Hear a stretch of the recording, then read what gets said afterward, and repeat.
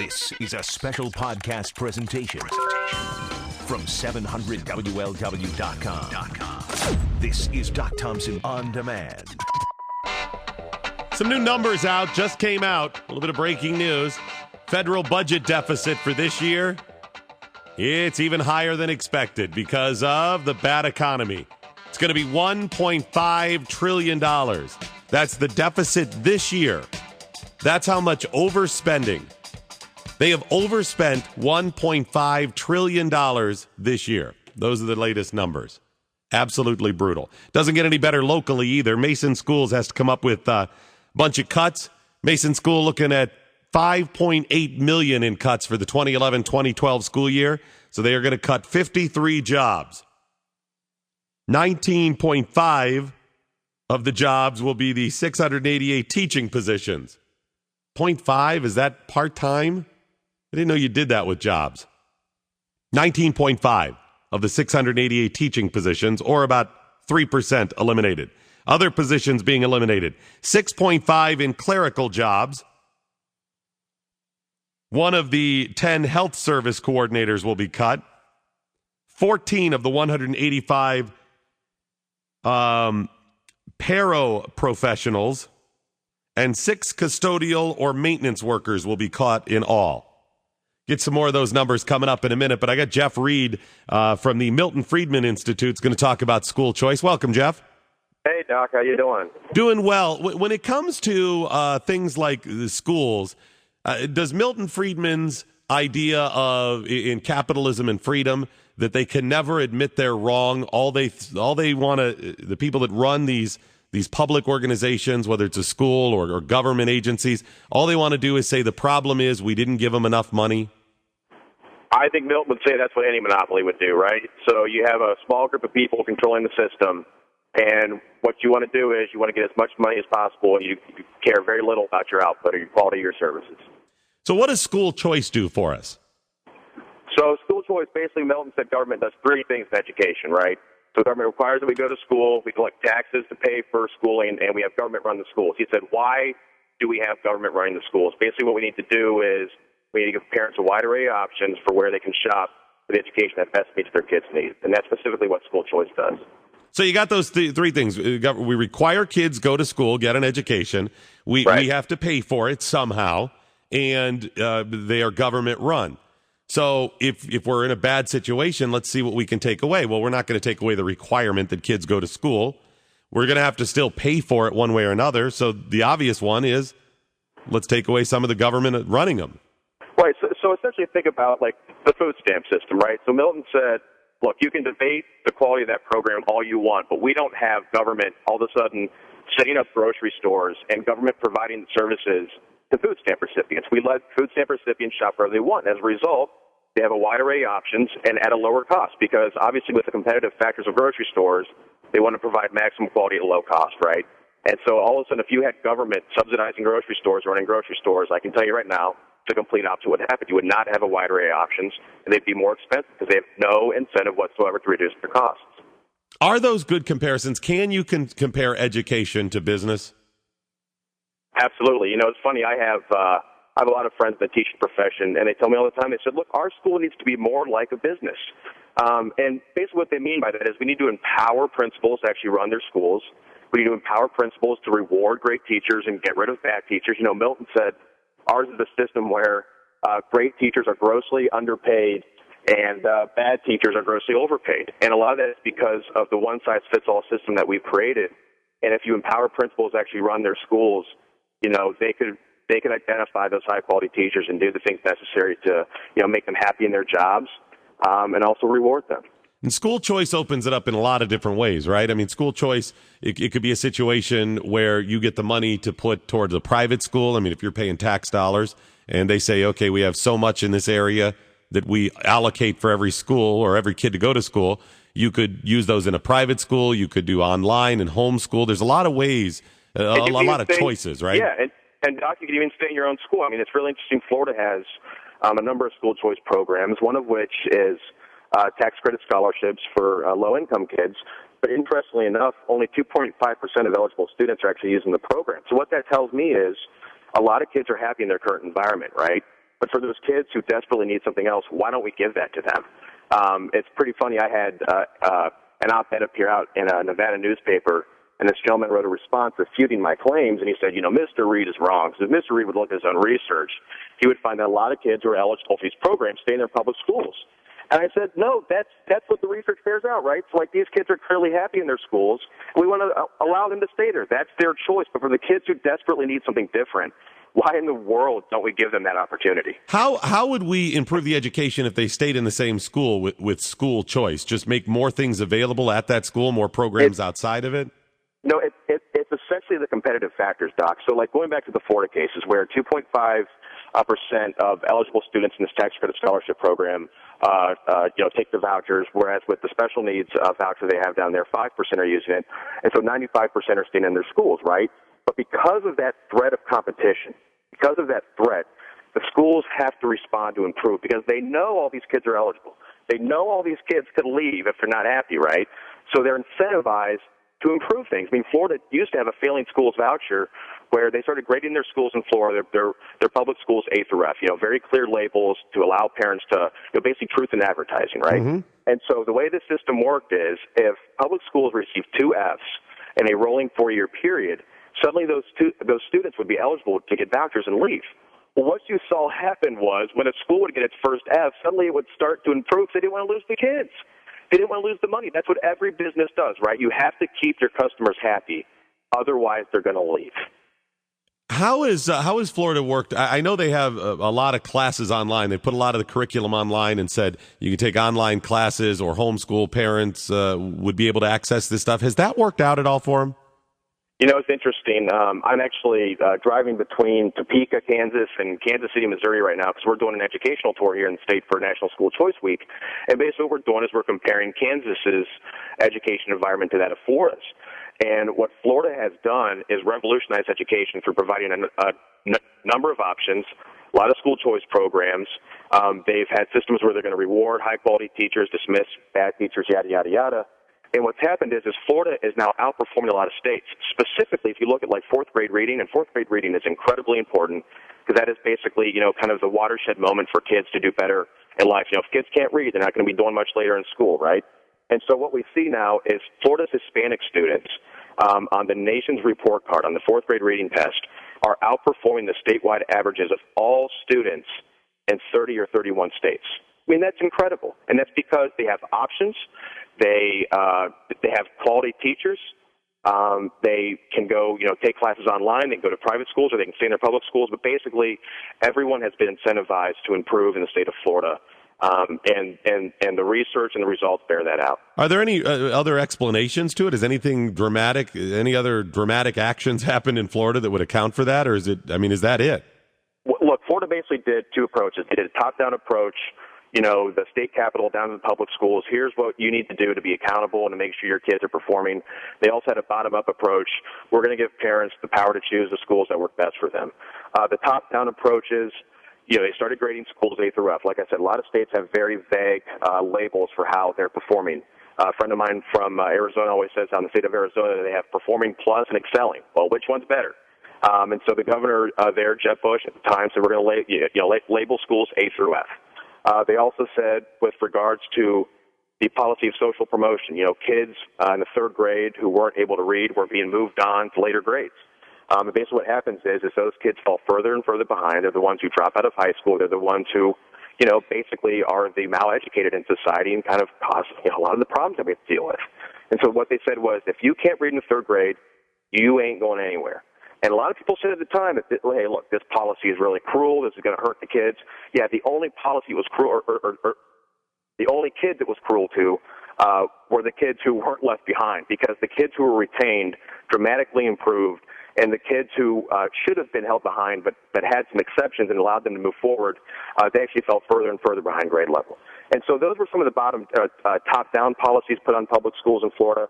But the bottom-up policies, vouchers for kids in failing schools, vouchers for special needs students, vouchers for low-income students, those have given parents those options and applied that threat to public schools that, listen, you better improve or folks are going to leave. Talking with Jeff Reed from the Milton Friedman Institute about school choice. So in places like Florida where they've rolled out some of these ideas and they've seen some success with regard to the kids learning more, being more competitive, the grades have gone up, graduation rates. Have they seen any decrease in spending there? When Florida instituted its reforms, so Florida started in like 1998 with its reforms, or 1999, either year. Basically, over the next 4 or 5 years, spending actually decreased a little. And they started seeing these gains. Now, since then, the spending has increased a little, but importantly, the spending is incredibly targeted. So one of the programs they have that was instituted by Governor Bush is they're rewarding teachers when their kids pass, AP exams. So sure, that's a spending increase, but it's extremely targeted, right? You want to make sure you get, quality from your spending. You get quality outputs from your spending. Historically speaking, look, the argument that spending overall drives achievement has been debunked time and time again. I mean, you can look at one plain example, and that is, since 1970, we've doubled the per pupil spending in this country, and yet results have stayed the same. So essentially what we're doing is we are getting these same results, and we are spending twice as much for it. Yeah, how does that make sense? Yeah, at least just stop spending as much money if we're going to get the same results, right? Exactly, right. And so the problem is that spending increase, those spending increases have not been targeted. I heard, you talk about, the administrative bloat and the fact that, there has to be some cuts now because there's no money left. Mm-hmm. It's interesting, some charter schools have their kids do janitorial work. Why can other schools do that? That teaches responsibilities. Go clean the toilets. Go mop the halls. Go sweep. You'll love this. We have a school district here that they shrink wrapped all the books in the library because they didn't have enough librarians. They had to move the librarian. And there was even a picture in the paper of the kids sitting at a little table in front of the shrink wrapped shelves of books because they didn't have a librarian. Yeah. Now, Jeff, is there any way that those kids could have still gotten those books handed out? I'm wondering if maybe one of the older kids could have just handed them out. Right. Well, and, Doc, a lot of this comes down to the incredibly onerous rules and regulations put on public schools by unions, basically. I mean, a lot of public school teachers and a lot of principals have been put in incredibly difficult positions. I'm not sure what Ohio's, collective bargaining agreements say, but, in some places, principals can't walk in classrooms and monitor their teachers. And some places, principals can't call all staff meetings. I mean, think of the detriment that does to schools, and the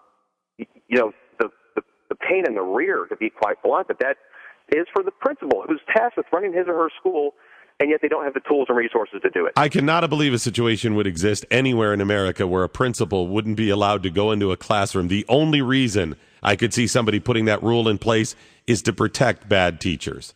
Right. I mean, and that's the principal's job. The administrators' jobs are to make sure their teachers are performing and nothing, questionable is going on in the classroom. Right.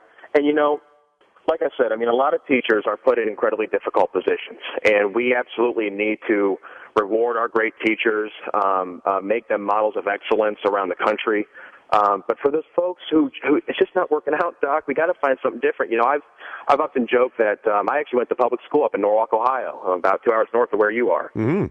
And I've often joked that 2 times in my life I've learned from individuals who made more than $70,000 a year. One was a public school teacher, and the other was a supervisor when I worked down in Washington, D.C. Now, with the public school teacher, he's still there, still has a low rating on ratemyteachers.com, and yet with the supervisor, not only did I have a choice to leave the organization, which I did because I was unhappy, but they also had a choice to get rid of him, which they did. Now, that individual has a new profession, and yet the gentleman tasked with educating kids and making them responsible and, basically kind of laying the foundation for their lives is still there.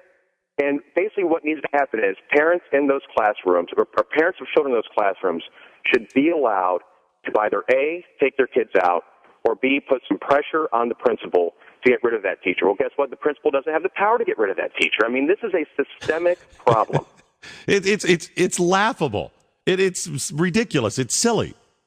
It's very sad, Doc. And more and more as I think about it, it just makes me so upset, so angry that, not to sound cheesy or cliche or anything here, but these are the lives of kids we're talking about.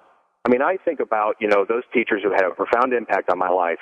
and I can name who they are right now and how they got me off on the right foot. Well, I had the privilege of growing up in a middle class neighborhood in northern Ohio. Think about the kids in Chicago or in downtown New York City who don't have safe neighborhoods. There's a gentleman in the state of Illinois, Reverend Senator James Meeks, longtime supporter of the teachers' unions, spiritual advisor to Barack Obama, big-time union Democrat. A child was murdered while leaving a public school in his district, and he said, "That's it. I can't do this anymore. I'm considering vouchers for the first time in my career because we've got to get these kids out and incentivize our public schools to change." And, I had a good experience in my public schools. I could have had better ones. Our public schools are important. We need to help them improve. And school choice does that. You look at all the programs around the country, school choice incentivizes public schools to improve because of the threat of competition. Jeff Reed from the Milton Friedman Institute. We're going to be talking school choice tonight at a forum, 7 o'clock, Liberty Bible Academy. That's Old Simpson Road in Mason. I'm going to be there because I want to learn more about this. I think this could be one of the keys to turning around education in America. In fact, Doc, I'll say real quick, I think it's tomorrow night. Tomorrow night, excuse me. Tomorrow night. Hey, it better be because I'm in Kansas right now. So if not, I might be conference calling in, right? Sorry about tomorrow night. Excuse me. I'll be there tomorrow night. 7 o'clock, Liberty Bible Academy at 7. And so you'll give a presentation that also takes some questions? Yeah. And look, okay. Ohio's a leader in school choice, right? In the Family and School Choice, Ohio has 3 programs. Ohio's gotten it right. But that said, still only 8% of students are eligible. Only 8% are eligible to get these school choice programs. That needs to be expanded. There's a lot of good groups in Ohio doing that, School Choice Ohio being one of them. There's a lot of good going on in Ohio. And I'll tell you, Doc, I was born in Indiana, but I always tell folks everywhere I go, Ohio's my adopted home state. I love that place with all my heart. All right. And, if they can do things to help make that state great again, I hope they do. And I can tell you right now, school choice is one of them. Well, we'll certainly welcome you back in town tomorrow. Great. Well, Doc, I really appreciate it. Thank you so much. See you then. It's Doc Thompson, 700 WL. Coming up at 12:06 today, Bill Cunningham's going to get an update from the Whitmer trial with our very own Bill Reinhardt. It's coming up right at the start of the big show at 12:06 on 700 WLW. After the news, Sharon Poe with the Mason budget battles.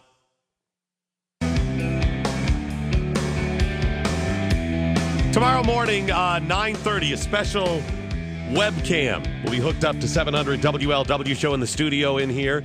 It's the Reds Caravan. Mo Egger's going to join me here. A bunch of the people that'll be participating in the Reds Caravan, players past, present, all kinds of great people in it. It's going to be a good time, but you can watch it as well. About 9:30 to 10 or so. Just go to 700WLW.com. It'll be available for you there. Sharon Poe joins me now. Talk about the budget battles going on in Mason. I see some ideas were thrown out there how to cut that budget because you guys didn't pass that levy. Hi, Doc. How you doing today? I'm doing fine. Had you passed that levy, everything would have been fine. Yeah, everything would have been fine. I like how they just throw that out there, too. They're not even playing around like Lakota. It's just like, well, you've done this, Well, yeah, but according to them, this isn't threats. This isn't threats. No? No. And, they didn't really cut the busing, Doc. They said they're just going to extend the route. So they're using new rhetoric now. Wait a minute. They're going to do what? They're going to expand the route? They're going to extend the route a half a mile. Oh, yeah, but they're not going to cut the busing. See, extending the route to me, when you think extended, I think, okay, it goes from point A to point B, and now it'll go point A to point B plus some extra mileage or feet or whatever. They're going to extend the zone that they don't cover? Is that what they mean? Yeah, exactly.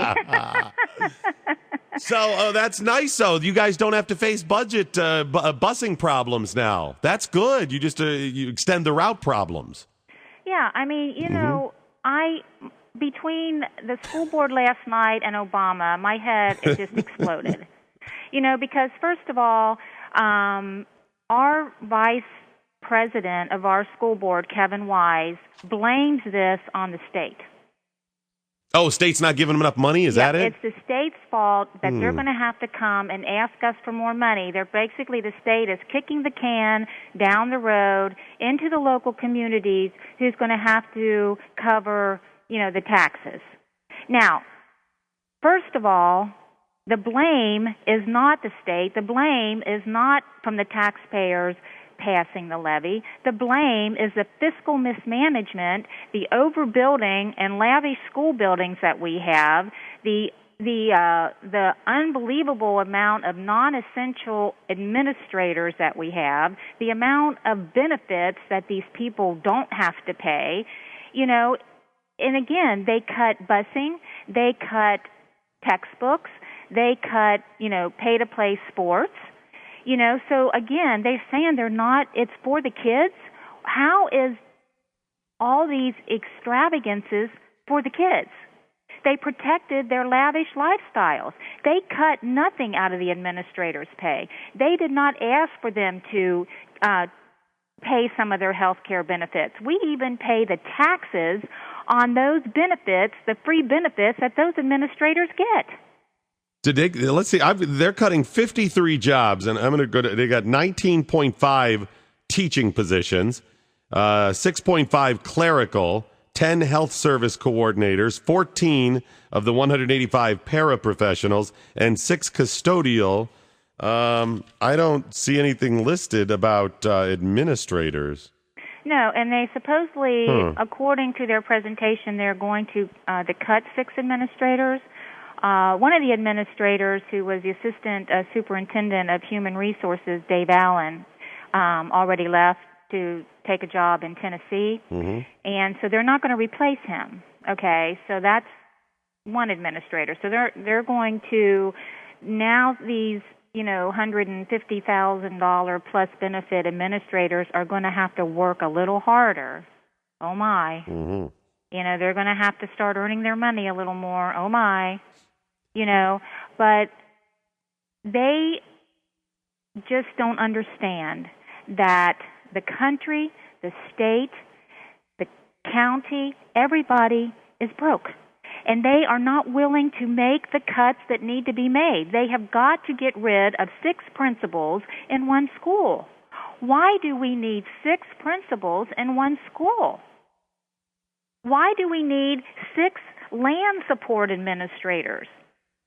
4 network administrators. I mean, I could go on and on and on. I mean, I can email you the list of these administrators. Yeah, Sharon, I would appreciate you if you would email that to me, because I'm wondering, do you think there's any of those positions that they could extend? Is there any way they could extend any of those jobs? What do you mean extend? Well, if they're extending the bus routes, I'm just wondering if there's any positions they could extend as well. Right? Yeah, you know what? Extend those right out there. I'm just wondering if there's any out there. Okay, so they got 6 principals, you're saying, and some. How many students? How are those principals broken down in those cases? You mean how many's in each building? Yeah, would that be like 2 principals per, or 1 principal per grade? Then would that be 6 through 12? Is that kindergarten through 12? Well, do you know off the top of your head? No, I don't know off the top of my head. I mean, I do know there's, like in the high school, which, and again, unfortunately I couldn't find the current one that I got a couple months ago from our treasurer, but I will get it. I know I have it somewhere, but I got so many boxes of papers. It's amazing, because I'm afraid to throw anything away. But like in the high school, this was 2009 forecast. We had 1, 2, 3, 4, 5, 6. 6, the principal, and then 5 assistant principals.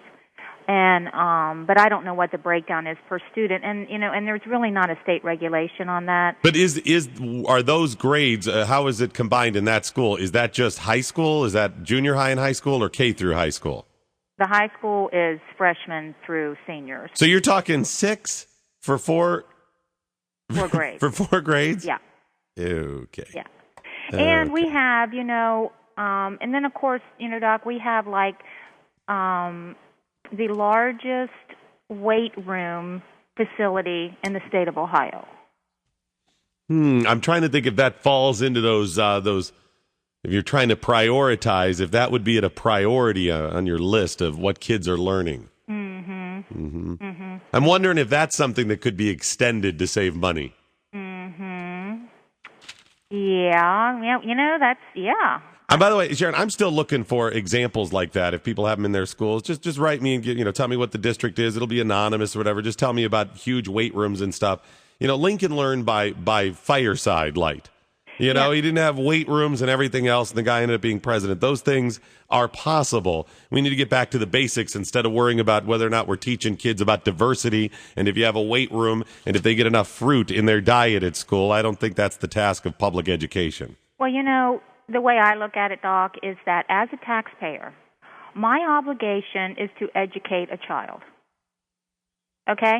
That is what I'm supposed to do. I am not supposed to be furnishing all these extravagances. Now, if the money was there, let's say if there was a fair amount and they didn't, want to support their lavish lifestyles and that, there might be some money left over with that. But for me to constantly be asked for more money and more money and more money to support things that do not educate a child is wrong. I'm telling you, Sharon, they're flipping you the bird by this extending the routes. And here's why I say that.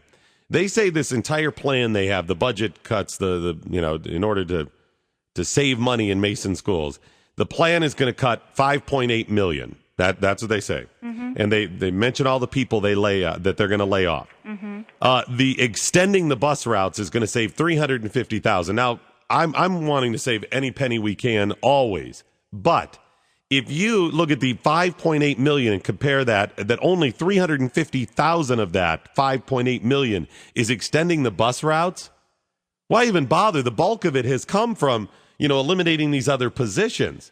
I think that just throw it out there as one little screw you to the parents like they did in Lakota. Absolutely. I mean, if the entire thing is $5.8 million that you're going to save with your cuts, and you're only going to save $350. Again, I want to save everything. Mm-hmm. I'm just saying the $350 is small potatoes compared to the $5.8. That it leads me to the conclusion that they're doing it to stick it to you, to make a point, especially when they come out and say, well, you pass that levy. Well, again, it comes down to this, Doc, is that they're not willing to start from the top and go down. Now, you cut everything that you can possibly cut with personnel, ridiculous programs, things that are not necessary. And then you start looking at other things.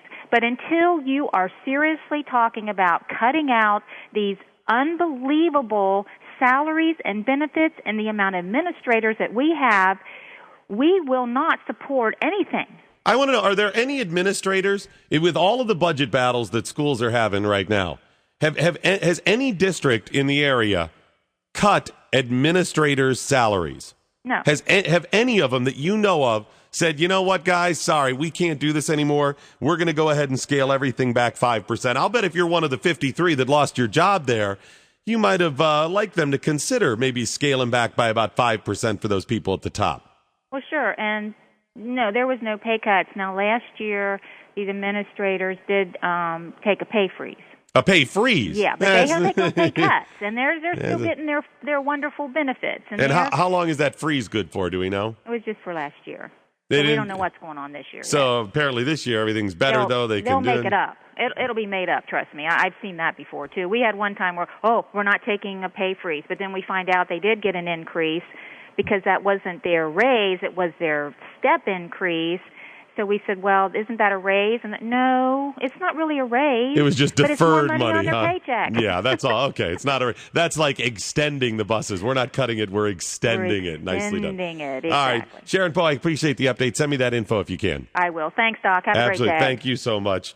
The battles continue. Now you got Lebanon schools that are saying, "Yep, we're going to go ahead and float a levy idea out there as well." And if it doesn't pass, what happens there? Will they also extend the busing?